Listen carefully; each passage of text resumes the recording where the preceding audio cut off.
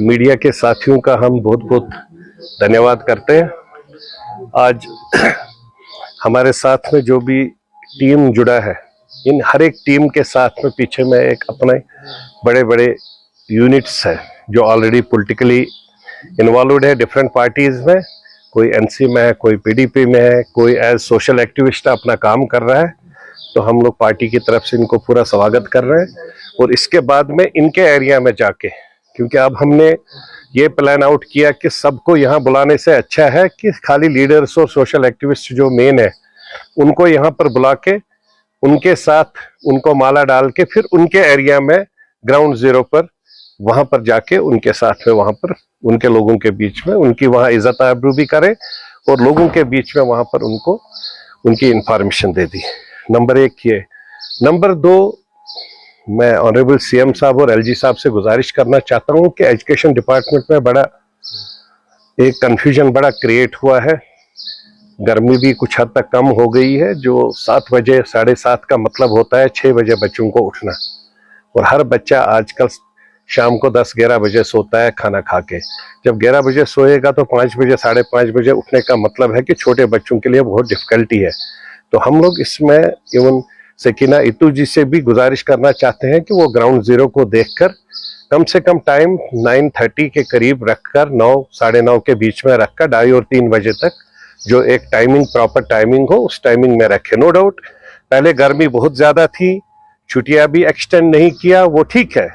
That may be the think tank of the government, हम उसमें नहीं घुसेंगे। बच्चों को घर में ज्यादा बिठाना भी ठीक नहीं है। अगर 15 दिन की छुट्टियां है तो ठीक बात है, लेकिन उसमें यह देखना है कि उस वक्त में गर्मी बहुत ज्यादा थी। अगर वो चाहते थे कि मॉर्निंग में 7 बजे से इनको वापस चेंज करके, जिससे पेरेंट्स को भी थोड़ा सा रिलीफ मिलेगा और साथ में बच्चों को भी रिलीफ मिलेगा। दूसरी बात है स्टेटहुड की। स्टेटहुड हम लोग भी चाहते हैं, हर एक चाहता है, इसमें कोई शक नहीं है। जम्मू में सब लोगों ने वोट भाजपा को दे दिया और कश्मीर में सब most of the people has voted for national conference. सब लोगों की एक्सपेक्टेशन है कि हम लोगों ने किसी भी कश्मीरी ने अगर वोट दिया तो मेरे को नहीं लगता है खाली स्टेटहुड को वोट दे दिया। उसमें बहुत चीजें इन्होंने बोली थी। गैस सिलेंडर भी बोला था, 370 बोला था, 35 से बोला था। जब हम उस वक्त भी बोलते थे 370 35 से नहीं आएगा, उसके लिए हमारे को 555 को डिवाइड बाय 2 करिए, 273 एमपी चाहिए, जो हमारे पास नहीं है। हमारे पास 2 या 3 एमपीज। एनीवे, मेन चीज मैं ऑनरेबल सीएम साहब से गुजारिश करना चाहता हूं कि खाली स्टेटहुड का नाम लेकर ही लोगों को घुमाए नहीं। लोग बहुत परेशान है, बहुत कंफ्यूजन में है। ऑलरेडी बॉर्डर स्टेट है, सबको डिफिकल्टीज है, सबको हम लोगों ने बहुत बुरा टाइम देखा है कश्मीर में। हम नहीं चाहते खुदा न खास कोई ऐसी सिचुएशन आ जाए जिससे कश्मीर फिर से खराब हो जाए।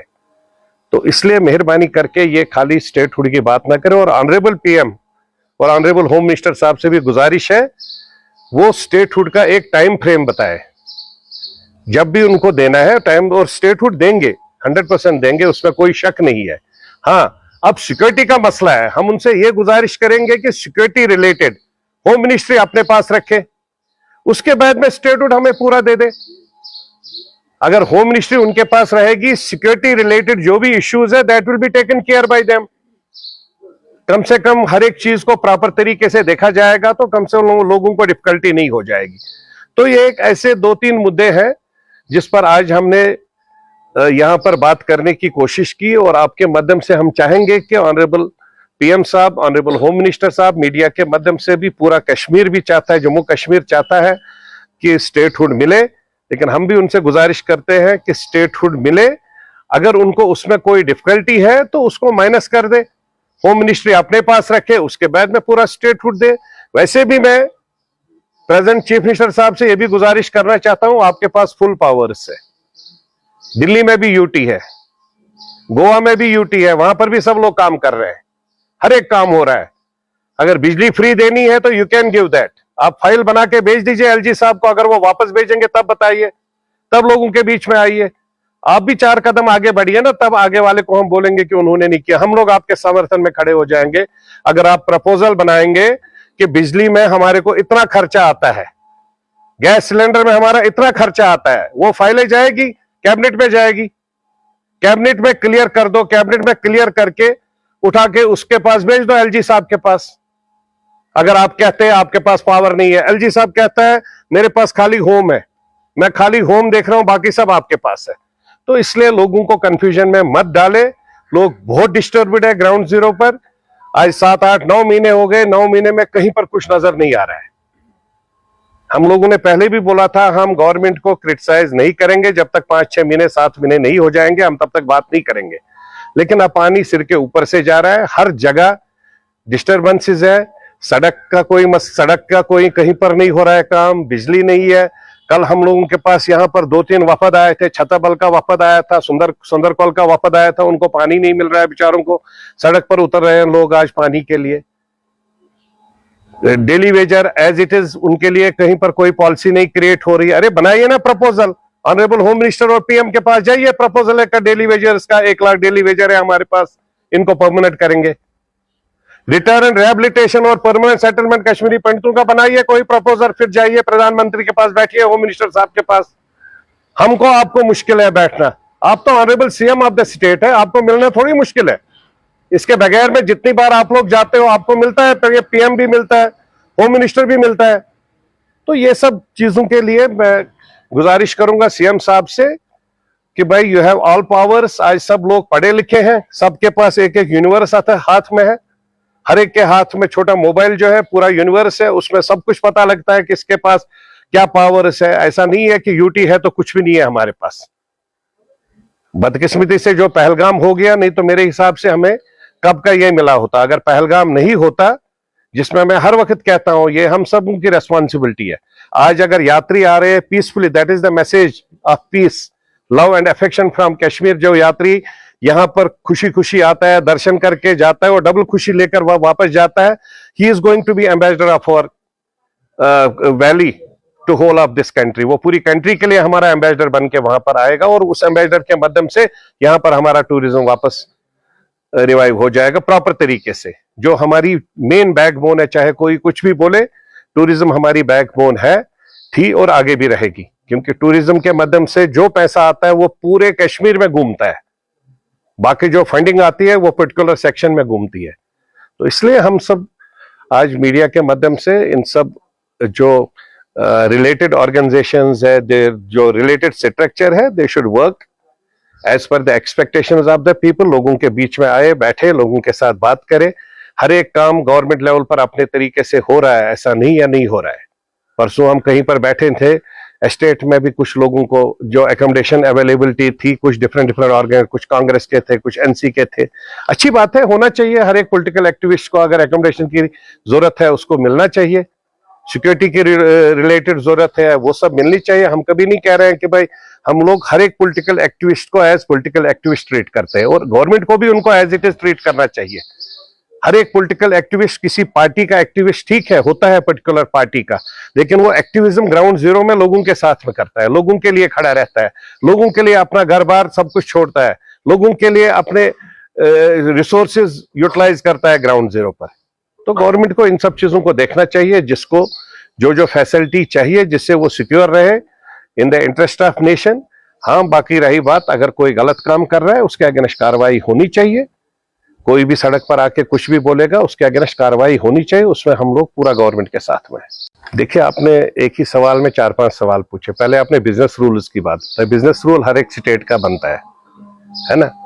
असेंबली भी इनकी हो गई, तो असेंबली में क्या किया इन सब लोगों ने? क्या इन्होंने डिस्कशन किया, डिबेट किया बिजनेस रूल पर? ये सिर्फ लड़ते रहे अपोजिशन और इन लोगों को। कभी कोई वो डोडा वाला कहीं से चलाता है, कभी कोई श्रीनगर में चलाता है, कभी कोई जम्मू में चलाता है। बिजनेस रूल पर बात की इन्होंने किसी ने? हम सब पढ़े लिखे हैं ना, कोई भी यहाँ पर अनपढ़ है नहीं। पूरा कश्मीरी कौम आज पढ़ा लिखा है, जम्मू कश्मीर के लोग सब पढ़े लिखे हैं। बिजनेस रूल पर जब तक आप डिस्कशन डिबेट नहीं डालोगे, अगर आपको उसमें कहीं पर कमी पेशी आती है, आपको as per your will and wish, I can say even as per the people of the place, उनकी एक्सपेक्टेशंस के हिसाब से अगर बिजनेस रूल्स को आप स्टडी करेंगे तो उसके ऊपर आप डिबेट डिस्कशन करेंगे ना। उसमें निकालेंगे कि प्लस कहाँ है, पॉजिटिव ये कहाँ है, फुल स्टॉप कहाँ है, नोट ऑफ इंटरोगेशन कहाँ है, उसको कैसे चेंज होगा, क्या लाइन चेंज होगी। You didn't discuss that thing. पहला सवाल आपका ये था। दूसरा सवाल आपका था कि कोई भी ब्यूरोक्रेट, कौन ऐसा ब्यूरोक्रेट है जो बात नहीं मानेगा? गलत बात बोल रहे हैं। यहाँ सिंपल डायरेक्टर अगर अपने डिप्टी डायरेक्टर को बुलाता है, डिप्टी डायरेक्टर खड़ा रहता है, कोई भी कमिश्नर सेक्रेटरी आईएएस अफसर, हाँ अब अगर गलत काम करने को बोलेंगे वो सब चीजें वो लोग नहीं मानते। प्रॉब्लम है दूसरे की। आप जेन्युइन काम करवाइए ना ब्यूरोक्रेट से, कैसे नहीं मानेगा? हर एक ब्यूरोक्रेट काम कर रहा है, कौन नहीं कर रहा है? गलत बात है ये। जितने यूटीज में काम हो रहा है क्या वहां पर काम नहीं हो रहा है? जो प्रॉपर तरीके से जेन्युइन तरीके से लोगों के हित में काम हो रहा है। आपने बोला है आप 2-2 सिलेंडर दे देंगे, आप उसके लिए बजट तैयार करिए फाइनेंस मिनिस्ट्री के माध्यम से। हम लोग ने भी, मैं कम से कम 12-14 साल पासवान साहब के साथ में 24 साल से हूं। मैंने पूरा मिनिस्ट्री देखा है। I was vice chairman for chemical fertilizer and steel, वो 3-3 कैबिनेट मंत्री के बराबर है। I was director with government of India, that is equivalent to MOS state. हमने देखा है बिजनेस रूल्स की बात जो ये लोग कर रहे हैं या ये लोग कह रहे हैं, कौन सा काम नहीं होता है? क्यों नहीं होगा? कौन ब्यूरोक्रेट काम नहीं मानेगा? आप ब्यूरोक्रेट को फाइल प्रपोजल दे दीजिए, उसको बनाइए, बोलिए आप इसके ऊपर बजट बनाइए, कितना बजट बनेगा। अगर मैं गैस सिलेंडर 12 मेरे को स्टेट को देना है, वो वहां से निकालेगा, हमारे पास बजट 500 करोड़ है, इसमें 12 नहीं दे सकते, हम 6 दे सकते हैं। आप बजट नहीं बनाएंगे, आप प्रपोजल नहीं बनाएंगे, आप बोलेंगे प्रधानमंत्री ने गलत किया, होम मिनिस्टर ने गलत। अरे आप क्या कर रहे हो? आपने अपना क्या इंप्लीमेंट करना है ग्राउंड जीरो पर? So there are so many issues which has been जबरदस्ती क्रिएटेड बाय दिस वे और दैट वे। डिस्कशन डिबेट छोड़ दे, अगर नहीं हो रहा है तो they have an open ground. Government of India कहीं पर कह रही है क्या हम लोग नहीं देंगे? आई am not saying in this way और दैट वे, बट क्या आज तक सुना आपने गवर्नमेंट ऑफ इंडिया कह रही है हम स्टेटहुड नहीं देंगे? भाई हम सबके सामने आज अमरनाथ जी की यात्रा है। मोहर्रम देखिए, पिछले 50 साल 40 साल से हमने कभी नहीं देखा था, पिछले 2 साल से चल रहा है ना, और बहुत खुशी खुशी चल रहा है। एलजी साहब पूरे दुनिया के बीच में, एनसी के भी लीडर सब। परसों जब मैं भी था, मैं भी आलमगीर बाजार पर जेडीबल में था। सवेरे हम लोग 8, साढ़े 8, 9 बजे गए थे, शाम को 5 बजे निकले। It was all safe and sound. पहले तो नहीं हो रहा था ना, क्यों नहीं हो रहा था? जब चाहोगे, जब विल एंड विश होगी ना, सब कुछ हो जाएगा। हाँ, यूटी में आपके पास फुल पावर्स नहीं है, there is no doubt for that, इसमें कोई शक नहीं है। लेकिन जितने पावर्स है उतने तो यूटिलाइज करिए। जो आपके पास नहीं है उसको प्रपोजल बना के भेज दीजिए ऊपर। अरे आप ऑनरेबल सीएम है, पूरी दुनिया देखती है, हम सब लोग देखते हैं, आप डेली मीटिंगें लेते हैं। दाएं साइड में चीफ सेक्रेटरी साहब बैठे होते हैं, बाकी सब आपके कमिश्नर सेक्रेटरीज, प्रिंसिपल सेक्रेटरीज बैठे होते हैं। कौन रोक रहा है उनको? आप एक कमिश्नर सेक्रेटरी को बोलिए ना सबके सामने। आपको ये बात उन्होंने सही बोली कि जब हम बोलते थे कोई काम, पहले उसको 30 तरीके से वो समझाते थे कैसे काम होगा। आज अगर बोलते हैं वो 30 तरीके से समझा देते हैं गलत काम कैसे नहीं होगा। You got my point? Extension of word है, गलत क्या है इसमें? वही है, अगर आपका जेन्युइन काम है, कैसे ब्यूरोक्रेट मना करेगा भाई? हम लोगों ने ब्यूरोक्रेसी नहीं देखी है, ठीक है, हमने लोएस्ट लेवल पर देखा है, सीएम लेवल, एमएलए लेवल पर नहीं देखा है, बट ब्यूरोक्रेटिक सेटअप पर तो हमने भी देखा है। मेरे साथ में भी 2-2, 3-3 आईएएस ऑफिसर्स रहते थे, कमिश्नर सेक्रेटरीज रहते, गवर्नमेंट ऑफ इंडिया के सीनियर मोस्ट आईएएस ऑफिसर्स। मैंने कश्मीर को urea, DAP, MOP at the time of fertiliser, जब when I was vice chairman, Paswan sahab chairman थे, chemical fertiliser steel, particularly steel के टाइम 250 करोड़ का स्टील प्लांट लासीपुरा में दिया। Urea, DAP, MOP without rack point Kashmir को FOR करवाया। कैसे हुआ? कैसे बिठाया हमने ब्यूरोक्रेट को? क्योंकि हालात खराब थे। जम्मू और कश्मीर में इश्यूज बड़े क्रिएट हो रहे थे। हमारा यूरिया, डीएपी और एमओपी जम्मू जब स्टेशन पर पहुंच जाता था, यहां सड़कें बंद होती थी। सड़कें बंद की वजह से जम्मू का डायरेक्टरेट उसको एनएफएल वेनएफएल नेशनल फर्टिलाइजर से जब आता था, वो उठा के उसको जहां रिक्वायरमेंट थी, डोडा, भद्रवाह, किश्तवाड़, राजौरी, उस साइड में पुंछ में बेचते थे। जब हमारे यहाँ फ्रूट की रिक्वायरमेंट थी, हमारे पास नहीं मिलता था, हमने एफओआर करवाया। जितना टाइम सड़क बंद होगी, 1 ग्राम भी स्टेशन से नहीं निकलेगा। जिस टाइम रास्ता खुलेगा डायरेक्ट कश्मीर में आ जाएगा। आप अभी भी चेक कर सकते हैं, इट इज ऑन रिकॉर्ड। अब रेलवे स्टार्ट हो गए। ये रेलवे भी हमारे स्वर्गवासी रामविलास पासवान साहब 96 में लेके आए। हम लोगों को इन सब चीजों को कभी कैश नहीं किया। हाँ, जब विल एंड विश होगा सब कुछ काम होगा। Where there is a will there is railway, where when there is no will there is debate and discussion. We don't want debate and discussion, we want will. सबसे पहले हमारा कोई नुमाइंदा है नहीं, कश्मीरी पंडित का कोई नुमाइंदा होगा तो वो कश्मीरी पंडित की लीडरशिप होगी। And I am very honestly, I am not a Kashmiri Pandit leader. I am a political activist, political part of my political party. Yes, I am a proud Kashmiri Pandit, but I am not a Kashmiri Pandit leader. And whosoever is doing all these dramas at ground zero, he is not a Kashmiri Pandit leader, number 1. उसके साथ कोई Kashmiri Pandit leader नहीं है, number 1। Number 2, जो भी उसके साथ ये 20-25 लोग हैं, वो सब वो जम्मू जाके जगती से उठा के ले आता है उनको गाड़ी में भर के, और यहां पर हारी पर्वत माता के मंदिर में रखता है, फिर वहां से निकालता है। ये इसको मैं ड्रामाबाजी और नौटंकी कहता हूं। Nobody is allowed कि आप किसी का भी कॉलर पकड़ के किसी को भी बोलोगे आप चोर हो, डाकू हो, क्या हो। अरे आपके खुद के अगेंस्ट में 420 का केस है, 120 का केस है, एंटी करप्शन के केसेस है। पहले वो क्लियर करो, तब बात करो ना आप बाकी सब लोगों के बारे में, कौन चोर है, कौन डाकू है, कौन सांप। और आपको अथॉरिटी नहीं है, उसके लिए एडमिनिस्ट्रेशन है, उसके लिए डीसी साहब है। He is the custodian of Kashmiri Pandit properties. Yes, कहीं अगर गलत हुआ, किसी ने प्रॉपर्टी पर कब्जा किया, हमला किया, उसको वहां फोटोग्राफ 4 उठाइए, डीसी साहब को एप्लीकेशन दे दीजिए, वो और पुलिस काम करेगी। आप कौन होते हो वहां लॉक करने वाले? किसी भी कमरे में जाता है, जिस कश्मीरी पंडित ने काम किया है उस बेचारे के यहां पर जाता है, मंदिर में जाकर लॉक करता है। हारी पर्वत माता के मंदिर में आज पिछले 10 दिन से उसने वहां पर गुंडों को बिठा रखा है। मेरे लिए वो गुंडे ही है जो वहां पर सनस्ता है पिछले 100-150 साल से, उस सनस्ता के साथ गाली गलौज कर रहे हैं, बदतमीजियां। कल रात को भी वीडियो मेरे पास पड़े हैं, कल रात को भी बड़ी लड़ाई झगड़े हो गए। क्यों यार, ये गुंडागर्दी है क्या?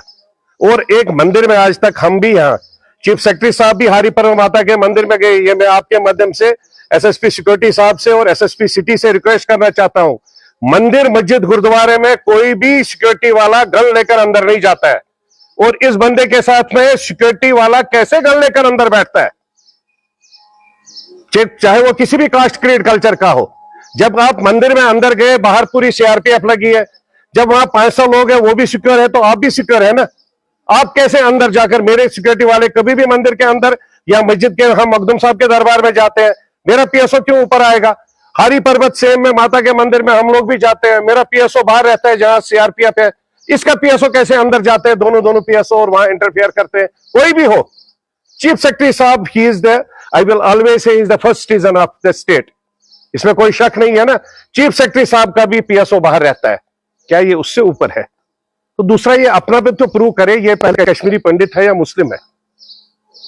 मैं तो आज मीडिया के सामने खुलकर कह रहा हूं, अगर इसने इस्लाम कबूल किया था, हम तो निकाहनामा ढूंढ रहे हैं इसका, वो मिल जाएगा। इसने निकाहनामा इसने उस वक्त किया था, यासीन मलिक ने उसको निकाह करवाया था अपने यहां पर मौलवी साहब को बुला के। अगर वो सब चीजें पहले वो क्लियर तो करे कि ये वो सब चीज नहीं किया है। और हमारे यहां पर एक रीत है, जब कश्मीरी पंडित हवन करता है तो उसमें उसकी बीवी साथ में बैठती है। क्या इसकी बीवी कभी किसी मंदिर में साथ में देखी हमने? उसकी जो भी फेथ है, हमारी बहन है, हमें उसमें, I don't want to come into that controversies, but now I challenge that guy. अगर आप कहते हो मैं पंडित हूं, मैं कश्मीरी पंडित हूं, मेरी बीवी मंदिर में साथ में जानी चाहिए। अगर ये पंडित है तो ये अपनी बीवी को साथ में, मीडिया के सामने सबको बोल रहा हूं, अब उसको बोले अपनी बीवी और अपने बच्चों को साथ में किसी मंदिर में दिखाओ। नहीं तो जिस फेथ में गया है उस फेथ को एक्सेप्ट करो, वी विल वेलकम इट।